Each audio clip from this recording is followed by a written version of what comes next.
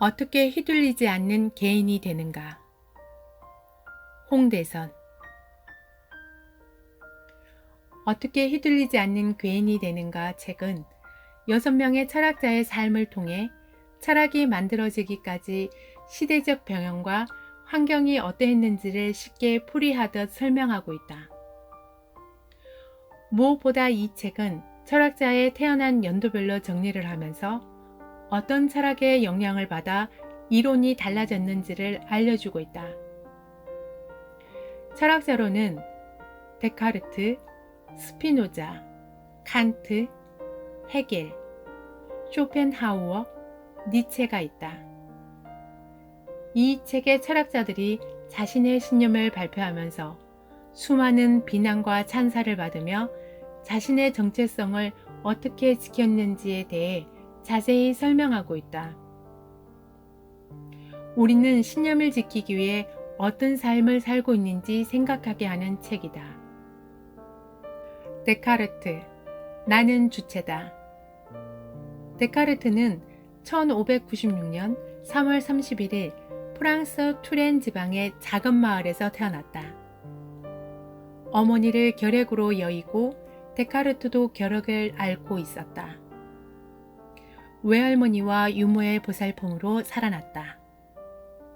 데카르트는 어릴 때부터 어른들의 모순을 민감하게 관찰하였다. 병약한 데카르트는 투장보다는 기다림이 낫다는 것을 아는 신중한 성격이었다. 그는 스콜라 철학을 내다버리고 방법서설을 만들었다. 방법서설은 사유의 무게중심을 신의 섭리에서 인간의 이승으로, 그 중에서도 개인의 자아로 옮겨놓았다. 그리스 로마 시대의 철학도 인간 중심적이었지만 여기서 인간은 공동체의 구성원이지 개인은 아니다. 데카르트는 처음으로 근대의 인간성을 확보했다. 신의 권위를 무너뜨린 개인의 주체적 사유는 데카르트 철학의 기본 전제다. 데카르트는 사회적, 종교적 권위를 가진 사람일지라도 웬만해선 믿지 않고 불온 사상과 까탈스러운 고집이 있었다. 스피노자, 나는 개인이다. 1632년 네덜란드 암스테르담에서 태어났다. 그의 친할머니는 마녀 재판을 받아 화형당한 분이었다. 아버지는 성공한 무역업자의 스페인이고 스페인계 유대인이었다. 스피노자는 5살 때 이미 납비로 낙점이 되어 있었다. 그래서 유대인 상인들이 십시일반 돈을 모아 최고의 교육을 제공해 줬다. 그런데 스피노자의 눈에는 어른들이 신의 존재를 미리 정해놓고 왜 존재하는지를 설명하는지 기이했다. 아버지와 형이 폐질환으로 세상을 떠나자 졸지에 가업을 이어받게 된 스피노자는 여동생에게 재산권과 함께 모든 것을 넘겨주었다. 그러자 유대인 공동체의 원로들은 스피노자를 랍비로 만들기 위해 노력했으나 스피노자는 구약에 명시된 11조를 거부하면서 유대인 사회의 평지폭발을 일으켰다.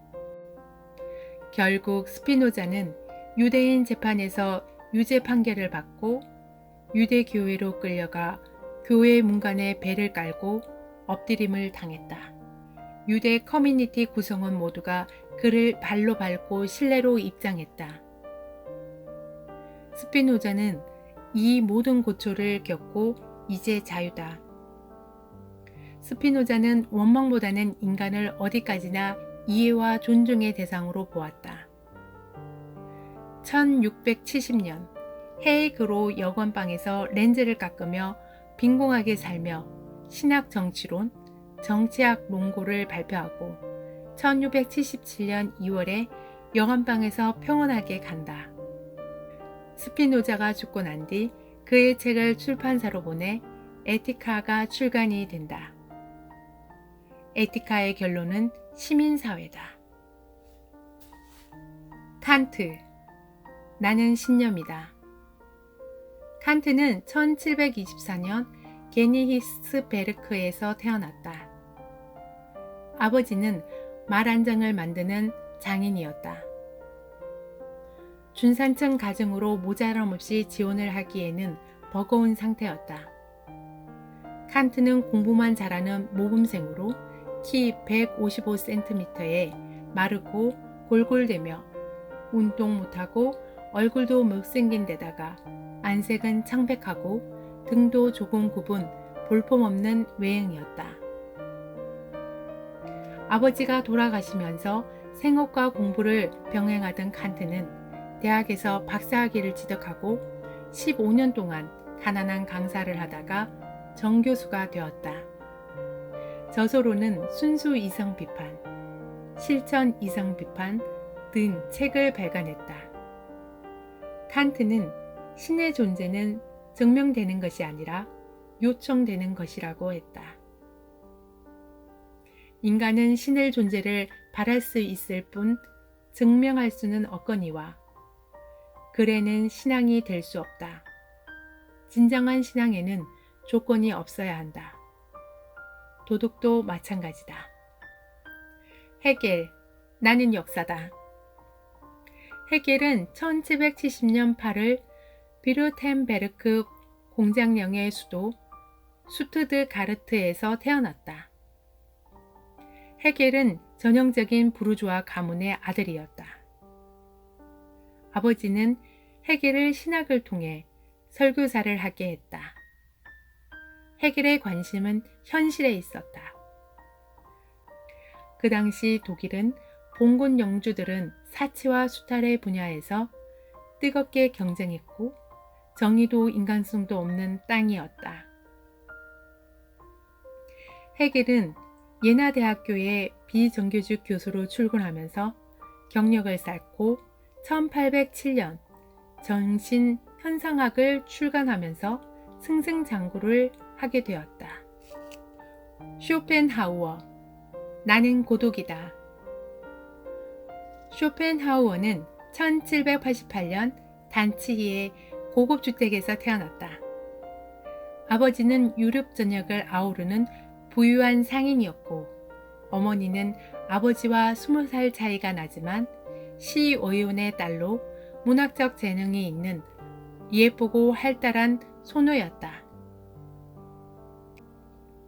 아버지는 과묵하고 우물했으며 무엇보다 돈 문제에 있어서 인정사정 없는 냉혈한 이였다.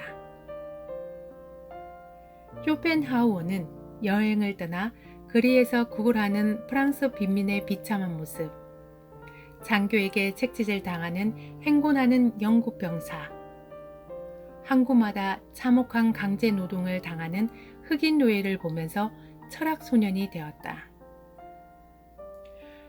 쇼펜하우어는 자신이 아버지를 죽음으로 몰아넣었다는 죄책감에 시달렸고 살롱을 하는 어머니가 이기적이어서 아버지를 죽게 했다는 공상을 했다. 어머니를 모든 행동이 부도덕하게 보았다.